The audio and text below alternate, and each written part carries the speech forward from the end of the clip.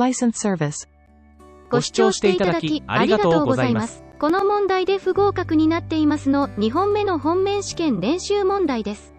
できるだけ聞き流すだけでもわかるように作成しましたので、本面対策のご参考としていただければ幸いです。それでは始めます。クエスチョン1。シートベルトを備えている自動車を運転するときは、運転者が着用するとともに、助手席などの同乗者にも着用させなければならない。そして、腰ベルトの着用ポイントは、腹部にかかるように緩く締めると良い。答えは、×です。腰ベルトの着用ポイントは、腹部にかからないようにして、骨盤を巻くようにしっかりと締めます。腹部にベルトが通っていると、衝突の際に腹部が圧迫され危険です。クエスチョン2。信号機の信号が赤色の灯火の点滅を表示しているときは、この信号に対面する車や路面電車は、他の交通に注意しながら徐行して交差点に入ることができる。答えは、×です。赤色の灯火の点滅信号は、徐行ではありません。停止位置で一時停止し、安全を確認した後に進まなければなりません。そして、黄色の点滅信号は、他の交通に注意して進むことができます。クエスチョン3。運転免許は、第1種運転免許、第2種運転免許、仮運転免許に分けられている。そして路線バスなどの旅客自動車を旅客運送のため運転する場合は、第1種運転免許があれば良い。答えは、×です。路線バスなどの旅客自動車を旅客運送のため運転する場合は、第2種運転免許が必要です。ただし旅客自動車を運転する場合でも、修理工場へ移動するときなど旅客運送でないときは、第2種免許はいりません。クエスチョン4。夜間、一般道路で駐停車するときは、道路照明などにより50メートル後方から見える場所に駐停車するときでも、必ず非常点滅表示灯、駐車灯、微灯をつけるか停止表示機材を置かなければならない。答えは、×です。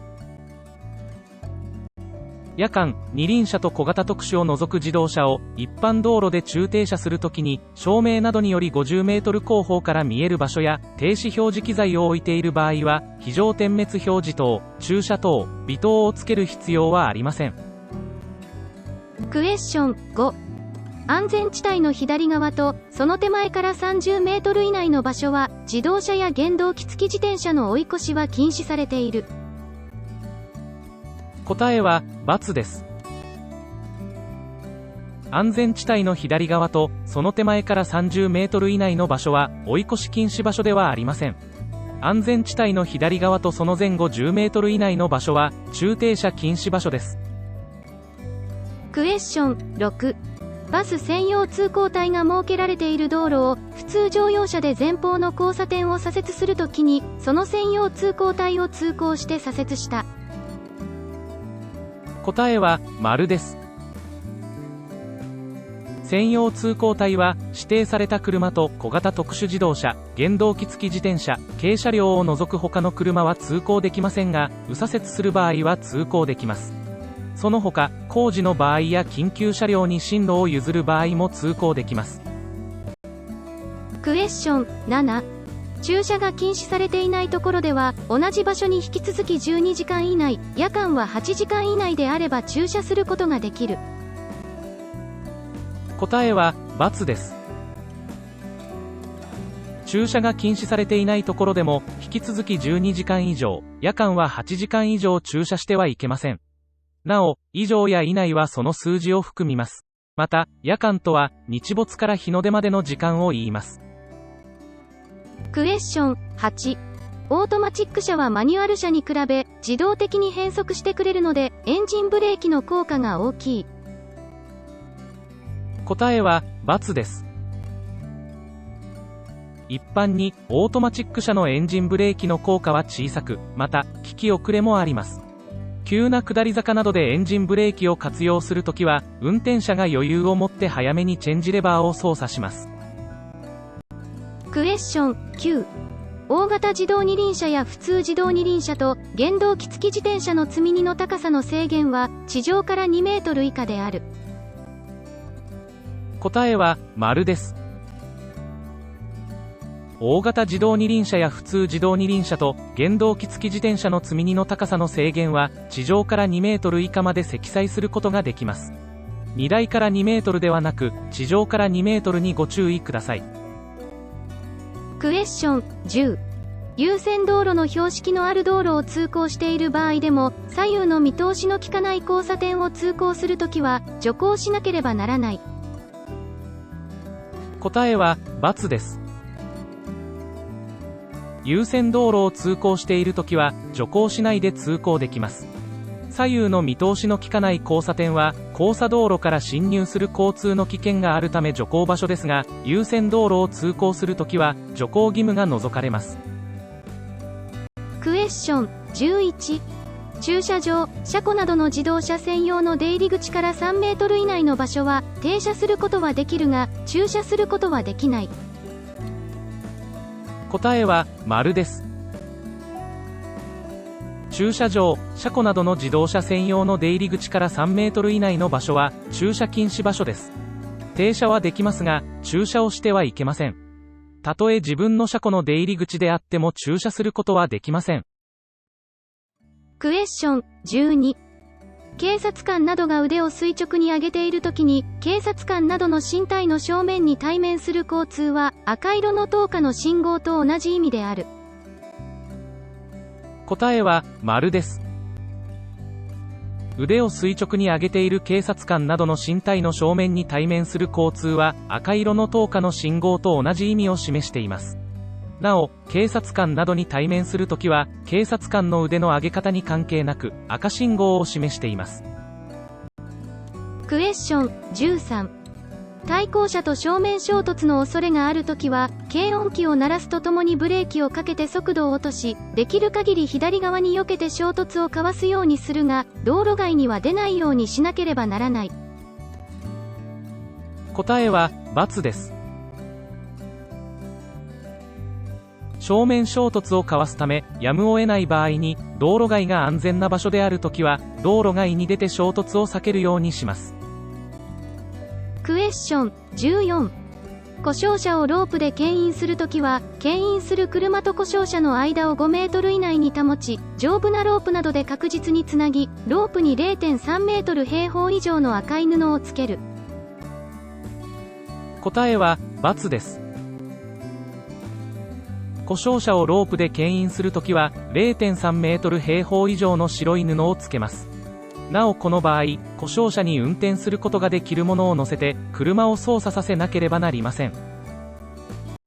クエスチョン15。歩行者のそばを通行するときは安全な間隔を空けるか、安全な間隔を空けることができないときは徐行しなければならないが、歩行者が路側帯を通行しているときはその必要はない。答えは×です。歩行者のそばを通行するときは安全な間隔を空けるか徐行しなければなりません。たとえ歩行者が歩道や路側帯を通行している場合や車道を横断している場合であってもそれは同じです。クエスチョン16。歩道の縁石に黄色の破線の表示があるところで人を降ろすために停止した。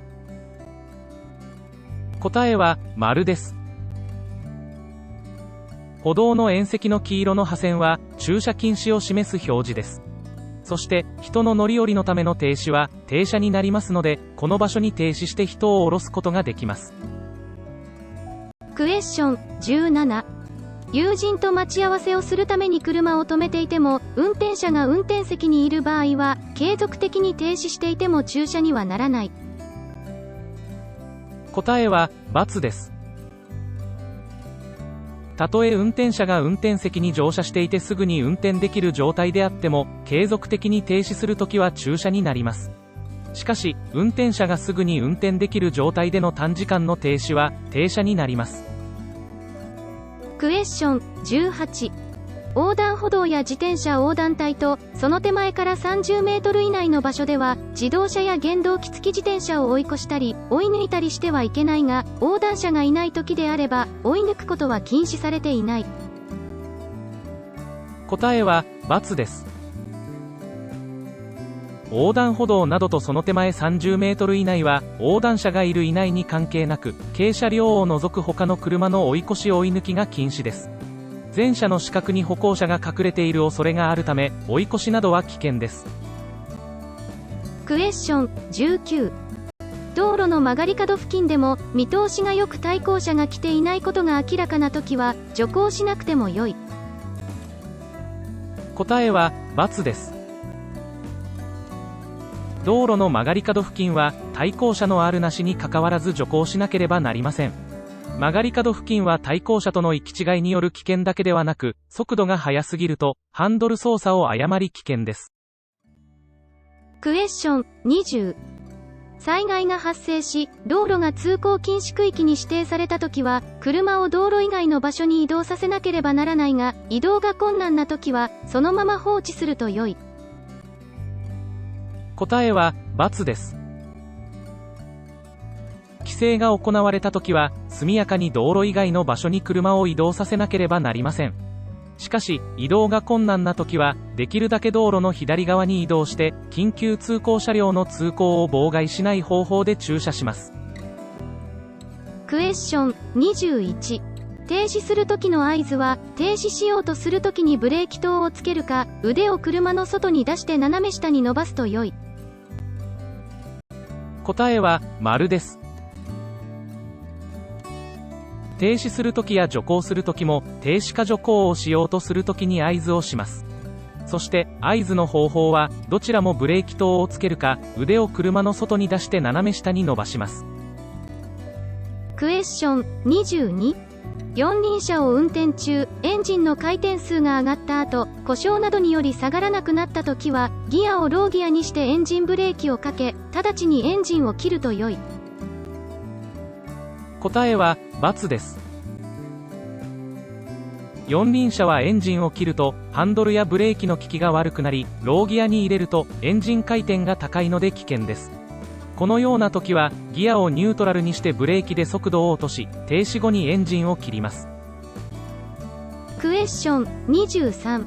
車は一方通行となっている道路では道路の中央から右の部分にはみ出して通行することができる。答えは○です。一方通行の道路は対向車がないので右側を通行しても危険がありません。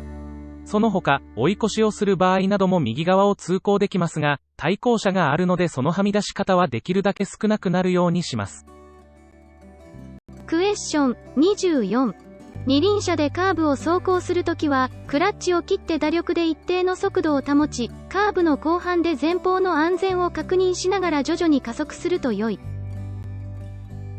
答えは×です。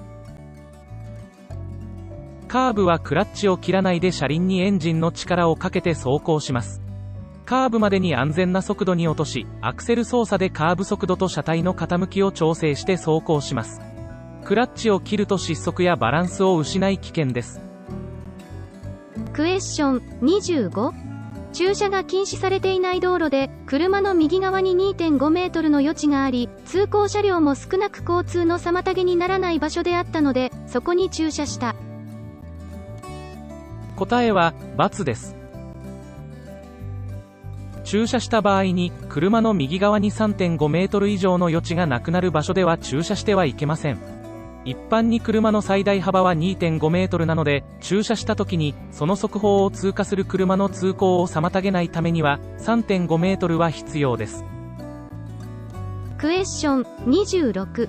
軌道式内は原則として車の通行が禁止されているが右左折や横断展開で軌道式内を横切るとき追い越しをするとき道路工事で左側部分だけでは通行できないときなどは軌道式内を通行することができる。答えは×です。追い越しをするときは軌道式内を通行することができません。なお通行できる場合でも後方から路面電車が近づいてきたときは、軌道式内から出るか、十分な距離を保たなければなりません。クエスチョン27。自動車の検査に合格すると、交付された検査表彰をフロントガラスに貼り付けなければなりません。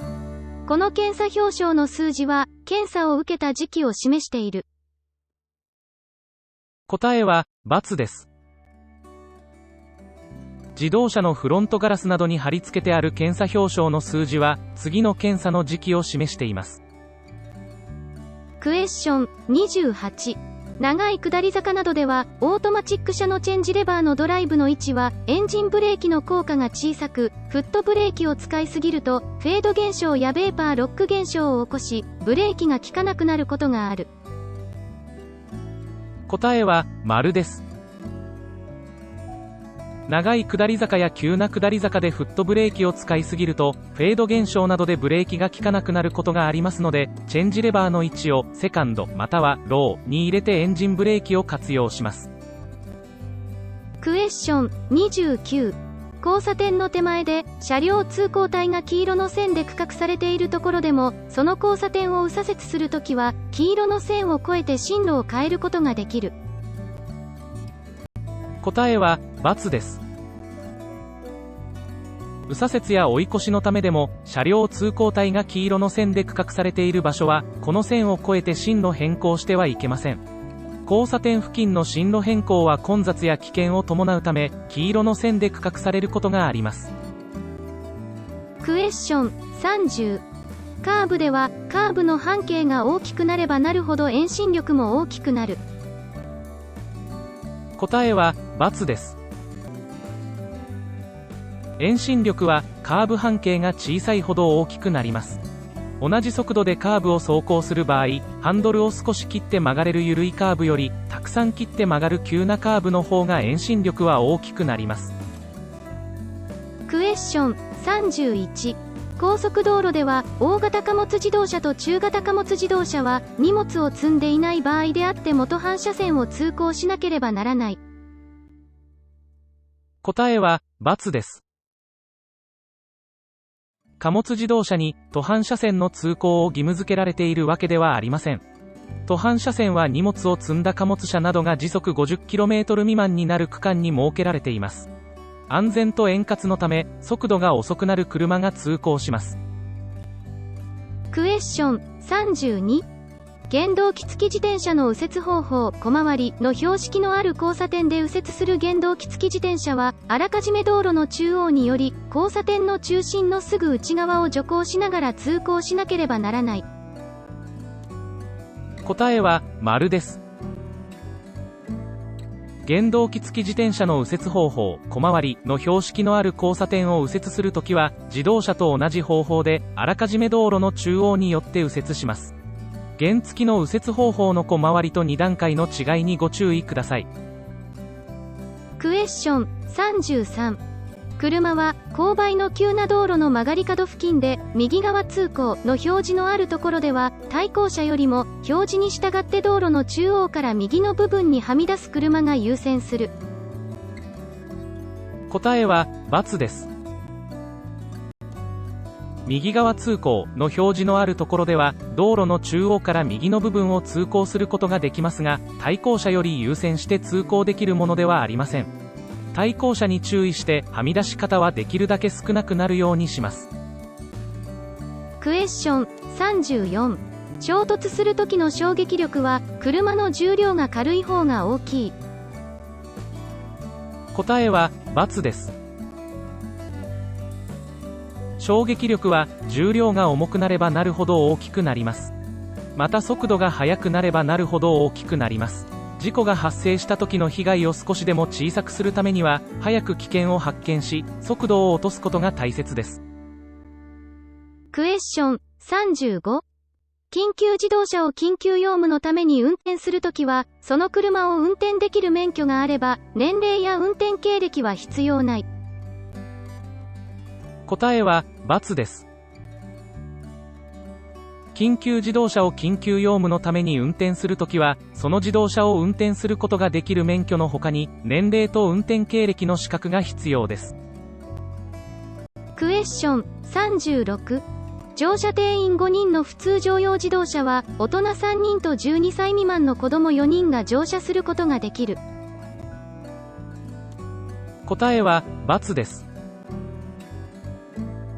乗車定員5人の自動車に、大人3人と12歳未満の子供4人は乗車できません。12歳未満の子供3人を大人2人として計算しますので、この場合の子供4人は大人3人となり、乗車定員5人を超えてしまいます。クエスチョン37。交通事故を起こした時に、事故が続発しない措置や負傷者の救護、警察官への報告をしなければならないのは、過失の大きい方の運転者である。答えは、×です。交通事故を起こした運転者は、過失の大小に関係なく、事故の続発防止措置、負傷者の救護、警察官への報告をしなければなりません。負傷者の救護は一刻を争うことがあり、事故現場の当事者の責任は重大です。クエスチョン38。荷物が分割できないため、積載物の重量や大きさ、積み方が規定の制限を超える場合は、行き先地の警察署長に許可を受ける。答えは、×です。積載の重量や大きさ、積み方に制限を超える場合は、出発地の警察署長に許可を受けます。なお、積載方法の制限を超えるときは、その荷物に 0.3 メートル平方以上の赤色の布をつけるなどの条件がつくことがあります。クエスチョン39。荷物の積み下ろしのために車を停止した場合、その停止時間が5分の場合は、停車になる。答えは、○です。荷物の積み下ろしのための停止は、5分を超えると駐車になり、5分以内は停車になります。超えるは、その数字を含みませんが、以内は数字を含みますので、停止時間が5分の場合は停車になります。クエスチョン40。中型免許を取得したので、乗車定員30人のバスを運転した。答えは、×です。中型免許では、乗車定員30人のバスを運転することはできません。乗車定員30人以上のバスは大型自動車になるので、大型免許が必要です。クエスチョン41。オートマチック車を坂道で駐車させるときは、ブレーキペダルを踏んだままハンドブレーキを確実にかけてから、チェンジレバーをリバースかローに入れてエンジンを切る。答えは、×です。オートマチック車を駐車させるときは、坂道や平坦な場所に関係なく、チェンジレバーの位置はパーキングにします。なお、マニュアル車の駐車は、平地や下り坂はバックギア、上り坂はローギアに入れておきます。クエスチョン42。交差点も停止線もない道路で、横断歩道のあるところで警察官が、黄色や赤色の手信号をしている時の停止位置は、その警察官の1メートル手前である。答えは、×です。警察官が手信号をしているときに、交差点も停止線もなく、横断歩道があるところでの停止位置は、横断歩道の直前が停止位置になります。さらに、横断歩道や踏切もないときは、警察官の1メートル手前が停止位置です。クエスチョン43。前方の交差点、環状交差点を除くを左折しようとするときは、左折する直前に、できるだけ道路の左端によって左折しなければならない。答えは、×です。交差点を左折するときは、直前に寄せるのではなく、あらかじめできるだけ道路の左端に寄せます。直前に寄せようとしても、他の車の通行を妨害しないと寄せることができないこともあり危険です。クエスチョン44。横断歩道または自転車横断帯と、その手前に停止している車があるときは、その車のそばを通るときに徐行して安全を確かめなければならない。答えは、×です。この場合、徐行ではなく一時停止して安全を確かめなければなりません。横断歩道などと、その手前に停止している車は、歩行者に道を譲るため停止しているかもしれません。クエスチョン45。二輪車のブレーキをかけるときは、エンジンブレーキをかけながら前後輪ブレーキを操作するが、前後輪ブレーキは同時にかけない方が良い。答えは、×です。二輪車の前後輪ブレーキ操作の基本は、前後輪ブレーキを同時にかけます。ブレーキレバーを使う前輪ブレーキと、ブレーキペダルまたはブレーキレバーを使う後輪ブレーキを同時に操作することが大切です。クエスチョン46。同一方向に進行しながら、左へ進路を変えるとき、または右へ進路を変えるときの合図の時期は、進路を変えようとする場所から30メートル手前に達したときである。答えは、×です。同じ方向に進みながら左か右に進路を変える時の合図の時期は約3秒前です。行動したい場所からの距離ではなく、他の交通に気づいてもらったり、安全な行動を判断するための時間です。クエスチョン47。安全地帯のない停留所に路面電車が停止していたが、乗り降りする人がなく、路面電車との間に 1.5 メートル以上の間隔が取れたので、徐行して進んだ。答えは、○です。停止中の路面電車に追いついた時に、安全地帯がなくても、乗り降りする人がいない時で路面電車との間に 1.5 メートル以上の間隔が取れる時は、徐行して進むことができます。クエスチョン48。時速 60km で走行している普通乗用自動車の停止距離は、乾燥した舗装道路の場合で、約32メートルである。答えは、×です。一般に、普通乗用自動車の乾燥した舗装路面での停止距離は、時速 60km で走行している場合は約44メートルです。停止距離とは、空走距離と制動距離の合計です。クエスチョン49。一方通行の道路の交差点付近で緊急自動車が接近してきた時に、左に寄ると緊急自動車を妨げる恐れがあったので、交差点を避けて道路の右側に寄って一時停止した。答えは、○です。交差点やその付近で一方通行の道路を通行しているときは、左側に寄るとかえって緊急自動車の妨げになるようなときは、右側に寄せるとともに、交差点を避けて一時停止します。クエスチョン50。2段階右折をする原動機付き自転車は、右折の合図をすると周りの運転者が見間違うので、右折の合図はしなくても良い。答えは、×です。2段階右折をする原付も合図をしなければなりません。合図の方法は、右折する交差点の30メートル手前で合図を出します。そして、青信号で徐行しながら交差点の向こう側まで直進し、そこで止まって合図をやめます。動画はこれで終了です。動画が良かったと思われたらチャンネル登録もしていただけたら嬉しいです。最後までご視聴していただき、ありがとうございました。